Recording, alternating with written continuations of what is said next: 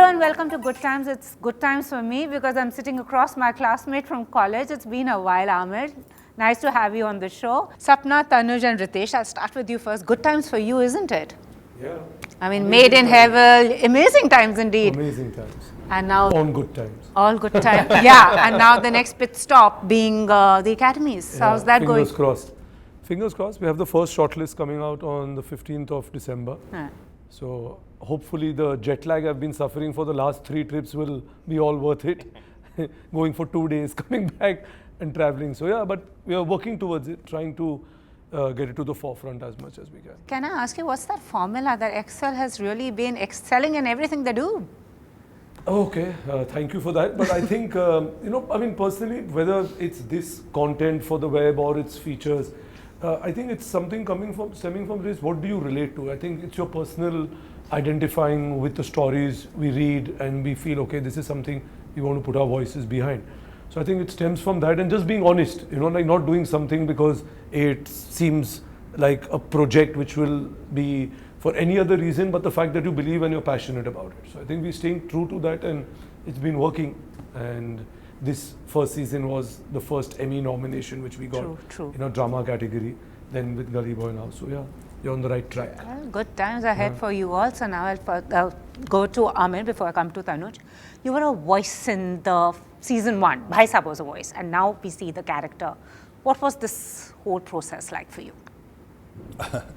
Scary to begin with because the audience already has, even though he's not seen, they have an image in their head. So to fulfill everyone's expectations was an impossibility, so I gave up on that. So yeah, but for me all the clues were in the script and I stuck to those. So let's see how people react. I don't know. I didn't really give it much thought. Initially, yes, I was like, but how do how do I play a character who's already there? So do I need to? They said no. You just do your own thing. So yeah, that helped. So Tanuj, we know that actually speaking about the voice from season 1, because we hadn't really cast our Bhai Sahab back then, so that's actually my voice. Yeah. I had a bad throat one morning, so I couldn't dub for Vayu. So Karan's like, why don't you just do the Bhai Sahab stuff today? And it made its way into the oh, wow, that's a revelation. It's quite funny. Breaking news, that's right. So the voice of Bhai Sahab now meet the Bhai Sahab in physical form, man. Yes, absolutely. So by you, Mumbai Mavericks, you're quite the cricket buff, and they all say that your character is something like a flamboyant captain, Mr. Kohli. I don't think so, right? Because I think Kohli used to be a really flamboyant cricketer, but I think once, if I may say so, once he became the captain and once he settled down and got married, you see a distinct change in his personality. True. It could be sledging on the field, it could be him celebrating a century. It's very different. Not to say that this character is inspired by any one personality or any one person, but I also feel that in everyone's life, and especially a cricketer's life, it's like when you start off, you got to prove yourself to so many people. Most importantly to yourself, and I think when you see Vayu in season 1, that's more what he's trying to do. So sometimes that angst, that aggression kind of comes out in an ugly way, right? I mean, you need to shepherd it in the right direction. By the time you see him in season 2, some time has passed. He is now the full-time captain of the Mumbai Mavericks. So he realizes that no matter how well he plays, it's not a one-man game. It's a team sport. You've got 10 other players on the park with you, who you have to nurture, who you have to take care of. You've got the management. You've got so much happening behind the scenes. You have to be a part of all that without getting muck all over you with all that stuff going on. So there's a lot of internal and external push and pull happening with Vayu, and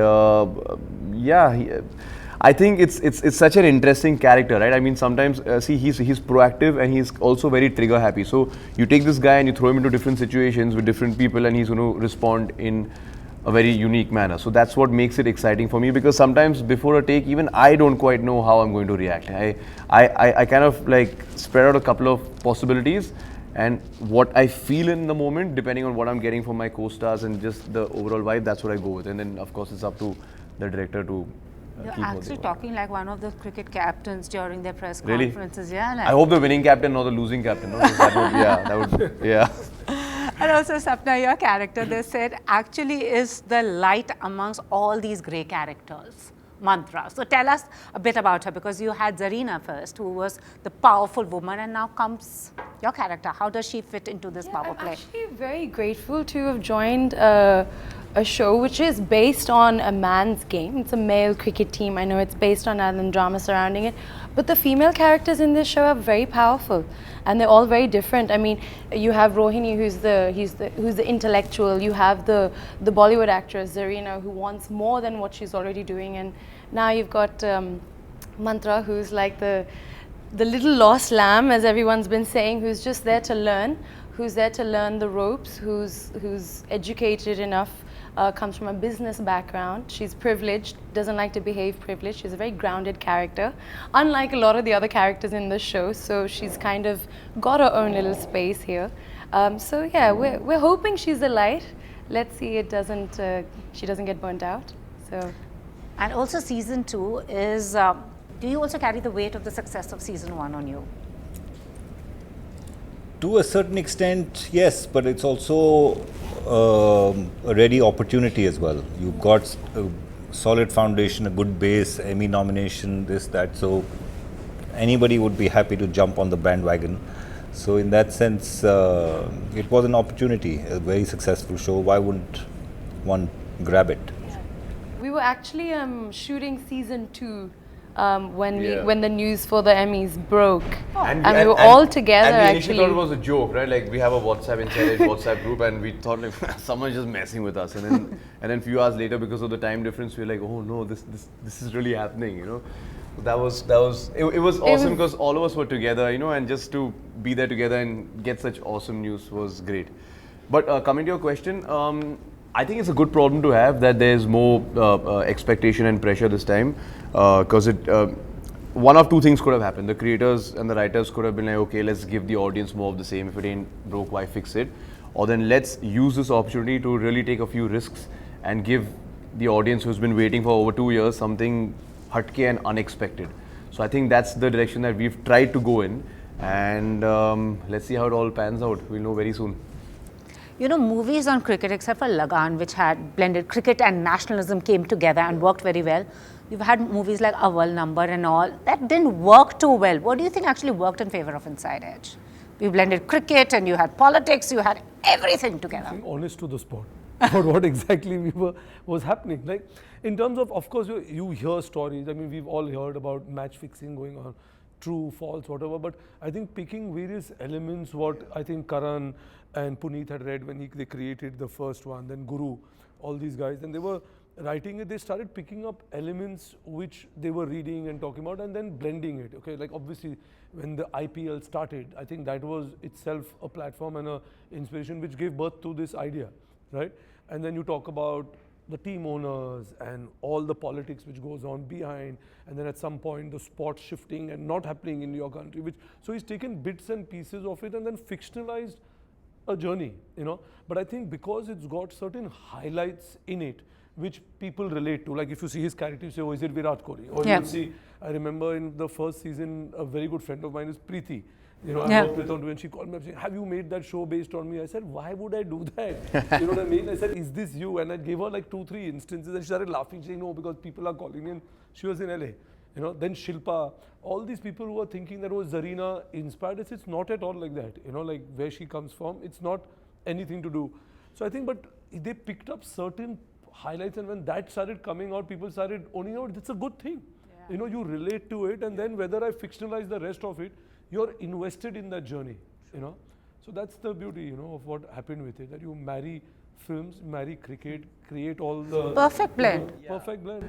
And I also feel that it's not just a sports drama, right? Because see, like in season 1, we promoted it as the game behind the game. This time we're promoting it as the game beyond the game. So I think a lot of people are really hooked on to, because you know, somewhere we all have this perverse thrill in knowing what's happening behind the scenes, you know. In season 1, there were only 22 balls of actual cricket that happened in 10 episodes, which is not that much. which means that it's not just the cricket that was attracting eyeballs. So I feel that drama, which of course is a fictionalized element based on some real incidents and the rest on the writer's imagination. So I think that's what really, yeah. How did you two non-cricket freaks make your peace with this cricket-obsessed show and nation?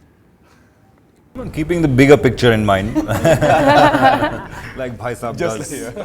Who's Bhai Saab modeled on? Anyone like you refer No, to? not anyone. Karan said something yesterday. He just said we picked the shadiest and worst personality traits of everyone that we could think of and we just put them into one.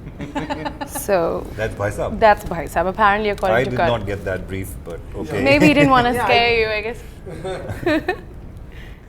But also, Amir, I mean, since you've also done a lot of television, film as well, do you think this platform actually gives an actor a wider platform, a canvas to basically showcase his creativity and work on his? And Definitely, it's the same for the writer, it's the same for the director, it's the same for actors as well. It gives you a bigger canvas basically. You can keep painting and layer after layer after layer, and it gives actors the opportunity to flesh out characters, or character roles, what normally would be character roles, labeled as the friend of the hero or the brother of the hero. Here, that brother also has a story, has a subplot, there are other characters connected to the brother who will have their stories. So it gives that a much more, richer tapestry in that sense. So that is the unique thing about it. Of course, film is there, and film has a different language in the sense that you can say a lot more within a single frame. It could be a silent frame, but you can get a lot more out of it. Here, it's slightly different. Like I said, it's a lot more layers and go from one episode to the other, from one season to the other. So it's like a novel compared to a novella or a short story. And Sapna, also for the ladies, I mean, they're also getting like quite the platform. I mean, you're not like, you can do anything you want to.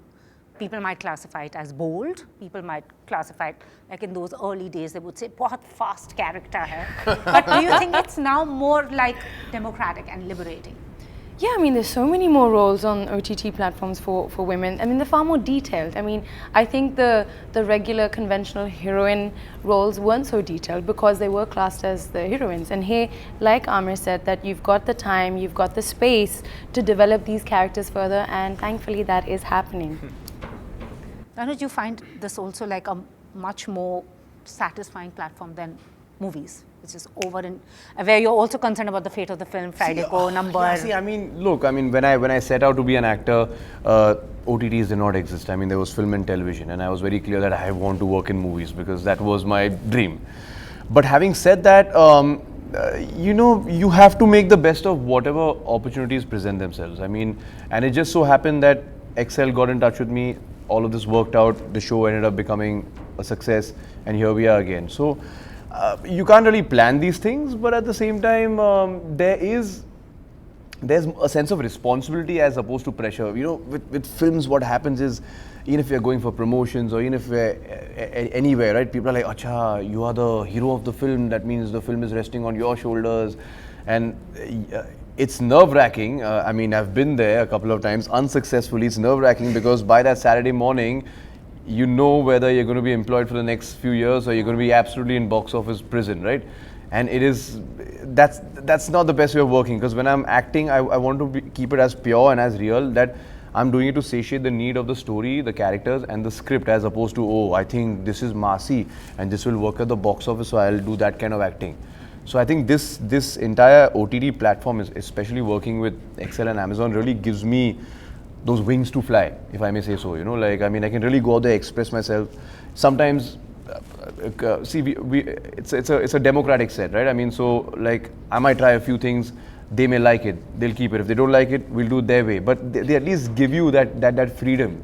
So, and that, yeah. I personally feel also that what this platform is doing is it's giving an opportunity, a lot more talent to come out both in front and behind. True. Like, you have new actors which are being born, others you are limited to only these many finite. Like when Amir was saying earlier, you have a character which may come in on episode 1, and he'll have a very small part, or he'll have 5 scenes, but that character stays with you, and then suddenly you realize in the last 2 episodes he's got a strong impact, and there's a larger. So those kind of characters, they don't just fly away. You've invested in them, then you want to see more of them. And I feel it's even, like I said, and then the opportunity you get as an actor is that you're not only right now restricted to your country and to films being made in that place. You can go out and your work is being noticed by film. I know now there are actors from other shows which are being cast in a Spanish show. They've been getting casting agents, because when we were in LA, I remember the Amazon team, they were like talking, the entire international team was saying, from Mirzapur, this actor, we need him for this show. Wow. And they were just talking about people from across. So you're seeing what is happening. And then obviously a lot of the homes worldwide are now investing in your talent. They are watching your shows. You as a filmmaker get an opportunity today also to go out there and, showcase a lot more. So I think it's definitely widened up the market, and you're very soon going to see actors who have come from OTT now doing films as well. Earlier it used to be very difficult, you are doing this, you're on TV and you don't do it. There's no such thing. You're a great actor, your character has worked and connected, and today you can just move out, So lastly, what do you all think about the censorship of the OTT platform? It's January is what they're talking about. That I don't think there's any censorship, because I've been involved in that discussion with them.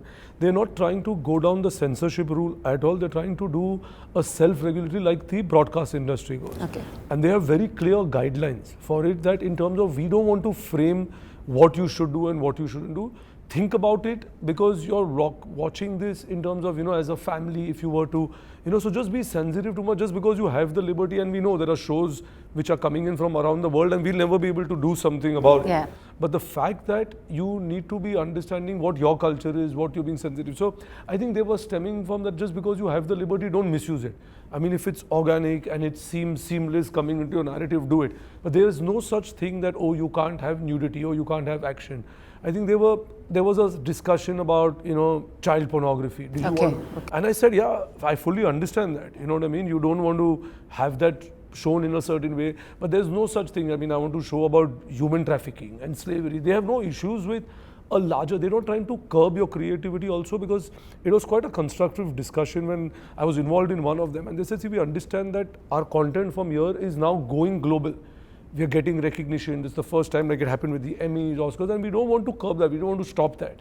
So I think, I don't know whether they'll come down and censor it and do that. In fact, we are going one step ahead of thinking to even start broadening up the rating system on theatrical.